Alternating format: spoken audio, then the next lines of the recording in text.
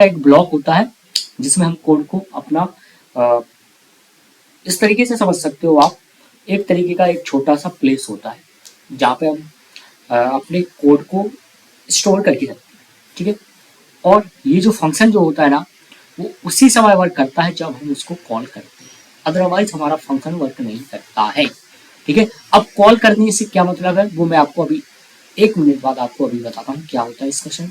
पहले हम थोड़ी सेकंड लाइन भी देखते हैं। सेकंड लाइन में लिखा है कि फंक्शन इसलिए यूज किया जाता है ताकि हम कोड का रिपीटेशन ना करें, यानी कि वन टाइम यदि हमने कोई कोड लिख दिया उसको हम अगेन रीयूज ना करें, यानी कि इस तरीके का हम अपना कोड लिखें कि यदि मैंने वो अपना मेथड या मैंने कोई भी एक इस तरीके का लॉजिक लिख दिया कि उसको मुझे दोबारा लिखने की नीड ना आए, तब हम उस केस में हम फंक्शन का यूज करते हैं।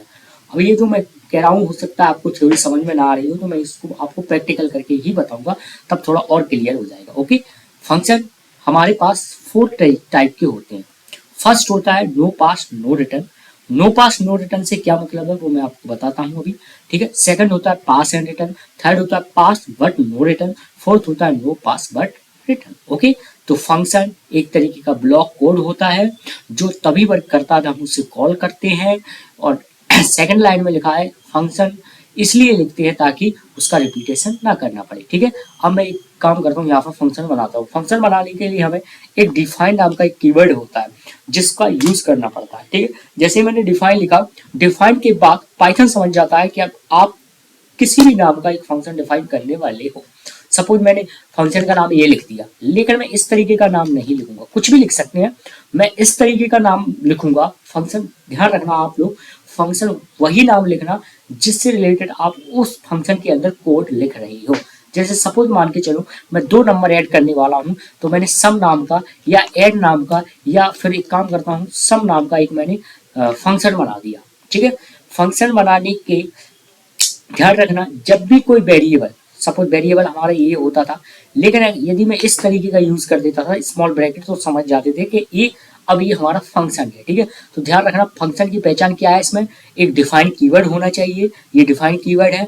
और जो भी हमने फंक्शन का नाम लिखा, फंक्शन का नाम कुछ भी हो सकता है, सपोज मैंने ऐड लिख दिया, उसके पीछे, ठीक है, उसके बाद ये स्मॉल ब्रैकेट होना चाहिए। यदि इस तरीके का है तो समझ जाओ ये आपका फंक्शन है, ठीक है। और मैंने इंटर किया, ठीक है। इंटर करने के बाद मैंने 2 वेरिएबल लिए। एक काम करता हूँ 2 वेरिएबल इंट टाइप के 2 वैल्यू ले लेता हूँ, ठीक है। इसमें मैं इनपुट, ठीक है, इनपुट डालता हूँ और उसमें मैं एक मैसेज डालता हूँ इंटर, ठीक है, द फर्स्ट वैल्यू, ठीक है। इस तरीके से एक मैंने मैसेज लिख दिया, ठीक है। सेम इसी तरीके से मैंने कोई दूसरी वैल्यू ली, ठीक है। दूसरी वैल्यू में भी वही सेम, ठीक है। इसमें मैं लिख दूंगा इंटर द सेकंड वैल्यू, ठीक है, इंटर द, ठीक है, सेकंड वैल्यू। ओके, तो मैंने इसमें क्या किया, ऐड नाम का मैंने फंक्शन बना दिया। आप चाहो तो किसी भी नाम का बना सकते हो ऐड की जगह, बशर्ते उसके पीछे इस तरीके का small bracket compulsory. Okay, I hope आपको ये चीज समझ आ गई होगी, ठीक है। और मैंने कहा सी को ए प्लस बी, यानी कि इन दोनों का ऐड कर दो, और ऐड करके किसको दे दो, सी को। और मैंने कहा प्रिंट कर दो भैया। प्रिंट करने से मेरा मतलब है, एक मैं मैसेज डाल दिया सम इक्वल प्रिंट किस दोनों का टोटल किसके पास है, सी के पास है, और मैंने सी कर दिया। याद करो अभी तक हम इस तरीके का कोड लिखते थे, ये लिखते थे, ठीक है। लेकिन मैंने इस कोड को किसके अंदर डाल दिया, इस डिफाइंड यानी कि इस ऐड नाम के फंक्शन के अंदर, ये इस कोड को इस ब्लॉक के अंदर बाइंड कर दिया। ये लिखा ना, फंक्शन में हम जो कोड है उसको ब्लॉक करके रखते हैं, ठीक है, रख दिया ना मैंने, ठीक है। अब ये जो फंक्शन है यदि मैं इसको रन करूं तो मेरा आउटपुट नहीं आएगा।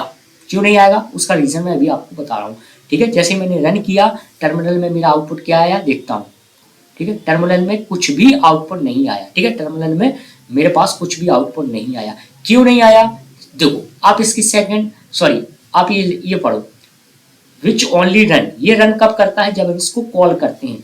अब कॉल क्या होता है, कॉल इसे बोलते हैं, किसे बोलते हैं, कि इस डिफाइन के नीचे, डिफाइन के ध्यान रखना, इसमें इस चीज का ध्यान रखना, यहाँ पे मत लिख लेना ऐड, ठीक है। ऐड यहाँ पे मत लिखना, आप लिखना डिफाइन के नीचे, ठीक है, ऐड, ठीक है, ऐड, ठीक है। और ऐड स्मॉल ब्रैकेट, इसका इसका सेंस क्या हो गया कि मैंने इसको कॉल कर दिया, ठीक है, इसे बोलते हैं कॉल करना, ठीक है, इसे बोलते हैं कॉल। ये लिखा ना, ये कब रन करता है, जब हम इसे कॉल करते हैं। लो भैया हमने कॉल कर दिया ऐड नाम का फंक्शन, ठीक है।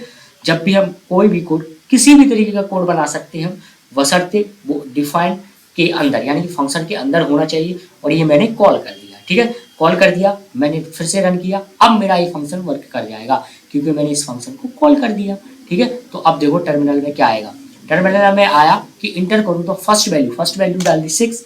अब ठीक है, क्योंकि ये चला, ये वाला रन हो गया। अब सेकंड लाइन रन हुई, किससे इंटर करो सेकंड वैल्यू, तो इंटर द सेकंड वैल्यू डाल दी मैंने, 6 ही डाल दी। इन दोनों का ऐड क्या हो जाएगा, ये आ गया, ठीक है। जैसे ए और बी की वैल्यू मिली, उसने ऐड किया और ऐड करके आपको आउटपुट दे दिया, ठीक है। अब इससे क्या फायदा हुआ, इससे ये फायदा हुआ, ठीक है, इससे क्या फायदा हुआ, इससे ये फायदा हुआ कि मैंने कोड लिखा वन टाइम, ठीक है, वन टाइम, लेकिन मैं फिर से इसे कॉल कर सकता हूँ। तो जितनी बार मैं कॉल करूँगा उतनी बार मेरा ये फंक्शन वर्क करेगा, ठीक है। ये हो गया ना। जैसे मान के चलो आपको 3 टाइम ऐड करना है तो आपको 3 टाइम, ठीक है, 3 टाइम लिखना पड़ता कोड, यही इसी का फिर से कॉपी करके इस तरीके से लिखना पड़ता। लेकिन मैंने 1 टाइम कोड लिख दिया, लेकिन 3 टाइम इसे कॉल कर दिया। तो इससे क्या फ़ायदा हुआ, इससे ये फ़ायदा हुआ कि कोड मेरा एक ही बार लिखा, लेकिन ये 3 बार वर्क करेगा। कैसे वर्क करेगा, देखो मैं इसे थोड़ा बड़ा कर लेता हूँ और देखता हूँ टर्मिनल में क्या आता है। इसने कहा कि इसे थोड़ा क्लियर करता हूँ, फिर से रन करता हूँ, ओके। फिर से रन किया मैंने, ठीक है, देखते हैं क्या आता है आपको।